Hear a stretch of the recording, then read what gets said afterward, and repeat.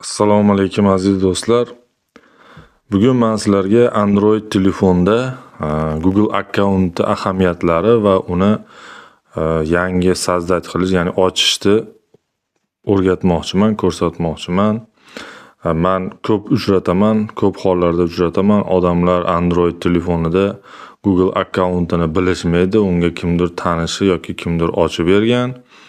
Shundan foydalanib yurishadi, keyin yana boshqa telefon olganda yoki telefoni bekilib nimadir bo'lib qolganda, bu ular uchun juda ham katta muammo tug'diradi. Bu juda ham keraklik. Google akkaunt uni doim bilishingiz kerak, yodda tutishingiz kerak, parolingiz, loginingiz hamma yo'g'ini bilishingiz kerak. Bu juda ham kerakli hisoblanadi. Uni ochganlaringda men maslahat beramanki, biron bir bloknotga yoki biron bir ishonchli joyga login parolingizni yozib qo'ysangiz, bu juda ham foydali. Bu sizga kerak bo'ladi. Endi shu videoni qilishga qaror qildim. Kimgadir foydali bo'lsa xursand bo'laman. Agar kimdir buni kim bilmaydi, hamma biladi-ku deydigan bo'lsa, ishoninglar, men ko'p uchrataman, bilmaydigan odamlar juda ko'p. Ki o'z fikringizni yozib qoldirishingiz mumkin, qarg'ab, maqtab, so'kib, bu juda ham foydali. Siz qanday fikr yozishingizdan qat'iy nazar, shuning uchun iltimos qilib qolaman, videoni ko'rganingizdan keyin his qilgan o'sha har bir o'zingizni fikringizni yozib qoldiring. Qo'lingiz sinsin deb qarg'aysizmi yoki maqtaysizmi, farqi yo'q.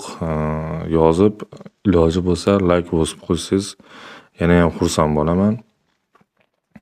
Xo'p, Google akkaunti foydalari haqida gapirsak, buni Google akkaunti foydasi, masalan, aytaylik, yangi telefon sotib oldingiz deylik. Yangi telefon sotib olganingizda eski telefoningizdagi hamma ma'lumotlarni olib o'tish uchun Google akkaunt juda ham muhim. Masalan, aytaylik, yangi telefon sotib oldingiz, siz Google akkauntingizni bilasiz. Shu yerda o'sha Google akkauntingizni shunday kirgizsangiz, sizni qo'ng'iroqlar ro'yxatidan boshlab, telefoningizdagi SMSlardan boshlab, o'rnatilgan o'yinlar, dasturlar, rasm, video hammasi ko'chib o'tadi. Siz hatto telefonni nastroyka qilib ekranga qo'ygan rasmlaringizgacha hammasi bir xilda o'tadi. Shuning uchun Google akkaunt bu juda ham muhim, kerak. Hatto telefoningizni yo'qotib qo'yganingizda qayerda turganini bilishingiz ham mumkin, Google akkauntingizni bilsangiz. Yoki telefonni qulflab bekitib qo'yishingiz ham mumkin, topib olgan odam kira olmasligi uchun. Bu juda ham foydali narsa. Shuning uchun men sizlarga maslahat beramanki, telefonlaringdagi Google servisidagi login va akkaunti, o'sha loginingizni va parolingizni bilishingiz kerak. Buni biror joyga yozib qo'yib, doim yodingizda tutishingiz kerak. Xo'p, bunda boshlaymiz. Hozircha o'zimiz uchun, kattalar uchun akkaunt ochishni ko'rsataman, keyin farzandingiz uchun ochishni ham boshqa videoda ko'rsataman. Agar sizlarga qiziq bo'lsa, farzandingizni telefoniga akkaunt ochib, o'zingizni telefoningizdan 100% farzandingiz telefonini nazorat qilishni ham o'rgataman. Keyin agar sizlarga kerak bo'lsa. Xo'p, boshlaymiz. Создать bosamiz. Endi sizlar вот для личного использования, для ребенка или для работы, для личного использования tanlaymiz. Sizlar telefonlaring o'zbek tilida bo'lishi mumkin. Endi men rus tilida ko'nikma hosil bo'lgani uchun menda telefon ishlatganim, shuning uchun rus tilida nima qilib olib boraman. Xo'p, yozamiz. Endi siz o'zingizni ismingizni yozishingiz mumkin. Biz yozamiz, mana test deb yozamiz, Testov deb yozaylik. Xo'p, tug'ilgan kunni ko'rsatishimiz mumkin. Masalan, aytaylik, xohlagan tug'ilgan yilimizni ko'rsataylik. Bo'pti, kerakli erkak ko'rsataylik. Xo'p.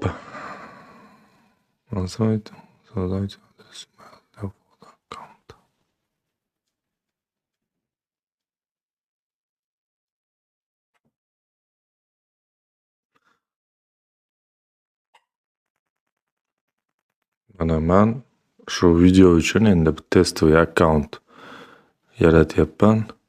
И мне пользователи уже используются deyapti. Demak, bu band ekan, boshqa o'ylab topishimiz kerak ekan. Bu ham band ekan. Ana.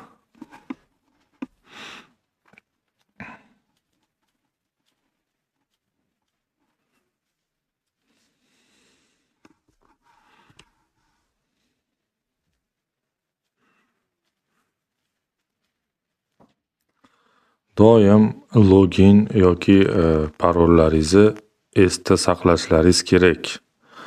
Biror joyga yozib qolishni hech qachon unutmaslaring kerak. Mana biz ochdik test video 2025 3@gmail.com. Endi men sizlarga doim maslahat beraman. Mana bu yerda mana politika konfidensialnosti bo'ladi, sizlarga taklif qiladi. Shunda endi rozilik bilishlaring kerak. Mana bu yerda aytyapti: "Отправить мне время от времени напоминание об этих настройках". Agar shu pochtalaringga shu Google tomonidan xabarlar kelaverishlariga rozi bo'lsalaring, shuni yoqib qo'yishlaring kerak. Lekin bu menga kerak emas. Shuning uchun men uni belgilamayman, qabul qilaman.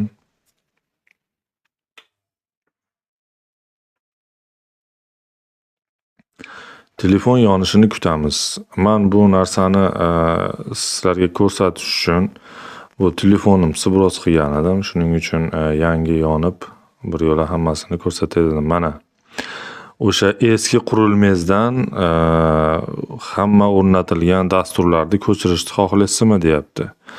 Agar shunday bo'lsangiz, keyin tanlab siz o'sha o'rnatilgan dasturlarni ko'chirib olishingiz mumkin, lekin bu hozir bizga kerak emas. Men unaqa qilmayman. Не копировать qilaman. Настройте защиту устройства, parol, отпечатка, shunaqa narsalar qo'ying deyapti. Bu ham bizga kerak emas hozir. Endi mana shu joyga e'tibor qilishlaring kerak. Servisi Google deyapti. Использовать geolokasiya. O'sha turar joyni GPS'da ishlatamizmi deyapti. Bu ishlash kerak. Buni ishlamasa hozirgi davrda ko'p narsa ishlamaydi. Разрешит поиск сетей deyapti. Bu shu Wi-Fi, Bluetooth shunday narsalarni avtomatik tarzda oqtaradi. Bu ham kerak. Разрешит подтверждать номер телефона deyapti. Google может Google sizni telefon raqamingizni tasdiqlashingizni so'raydi, talab qiladi vaqti bilan deyapti. Bu xohlasangiz yoqib qo'yishingiz mumkin, xohlasangiz bu sizga kerak bo'lmasa o'chirib qo'yishingiz mumkin. Endi bu sizning ixtiyoringiz. Отправить данные о работе устройства. Mana shu narsani men sizlarga o'chirib qo'yishni maslahat beraman. Sababi bu sizdan so'ramasdan sizning telefoningizdagi barcha ma'lumotlar, telefoningiz qanday ishlayapti, sistema qanaqa ishlayapti, shu narsalarda Google kompaniyasiga ma'lumot berib turadi. Endi bu to'g'ri, nima deydi, programma обеспеченияni o'sha dasturni yaxshilash va har xil nimalarni, ошибкаларni, xatolarni to'g'irlash uchun Google kompaniyasi uchun kerak-ku. Lekin men maslahat beraman shuni o'chirib qo'yishdi. Sababi bu sizni telefoningizni sizdan ruxsatsiz doim o'sha fonom rejimda ishlab turishiga ruxsat beradi. Shuning uchun o'chirib qo'yishlaringni tavsiya qilaman. Принято bosamiz. Mana shu yerida копирование данных с устройства облака deyapti. Bu degani mana shu foto, videolarni yoqib qo'ysangiz, SMS, kontakt, jurnal, mana shularni yoqib qo'yishlaring kerak. Bu kerak, juda ham kerakli narsa. Agar shu narsalar sizda yoqilgan bo'lsa, har bir rasmga olayotgan suratlaringiz, videolaringiz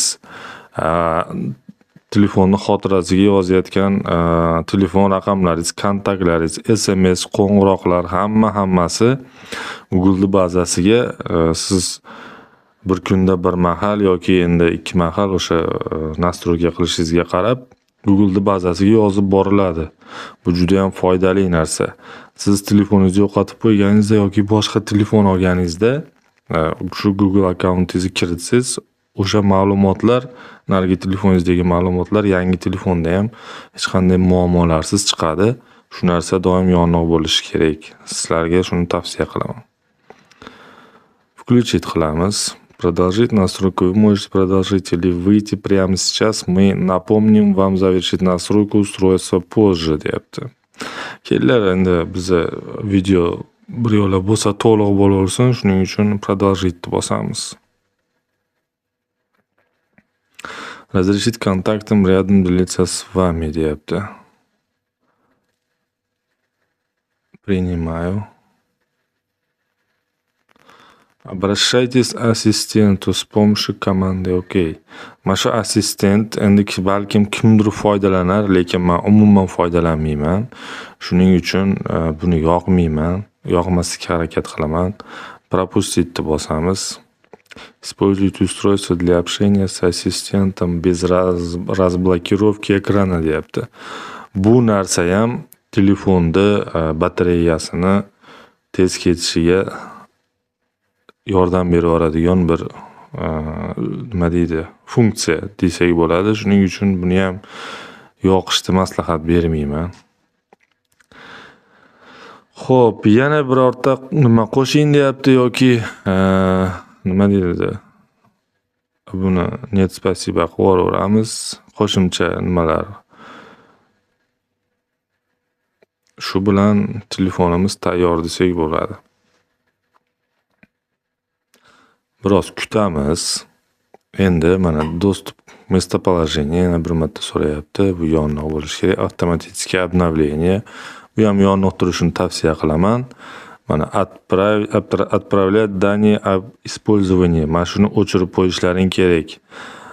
Bu mana shu nimalar menyu asosan ko'proq shu Redmi, Xiaomi telefonlarida chiqadi. Mana personalniy reklama. Buni ham o'chirib qo'yishlaring kerak. Bo'lmasam reklama chiqib asablaringga tegadi. Karusel обоев. Buni xohlasalaring yoqishlaring mumkin, xohlamasalaring o'chirib qo'yishlaring mumkin. Bu shunday narsaki, haligi blokirovkada Redmi, Xiaomi ishlatadiganlar biladi. Blokirovka qilganlaringda har bir bosganlaringda o'sha internet orqali turli xil rasmlar chiqib aylanib turadi. Balkim bu kimgadir qiziqdir, lekin bu menga kerak emas. Нет, спасибо.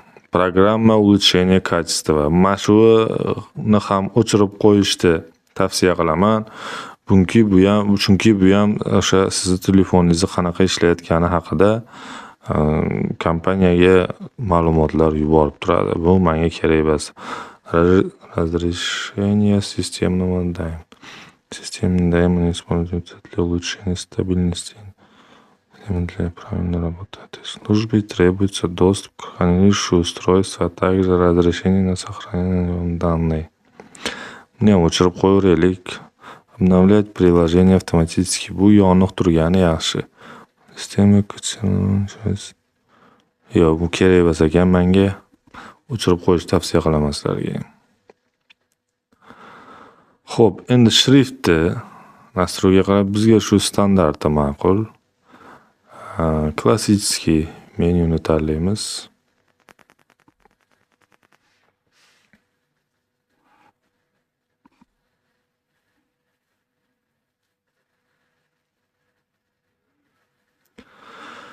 Aziz do'stlar, telefonimiz tayyor.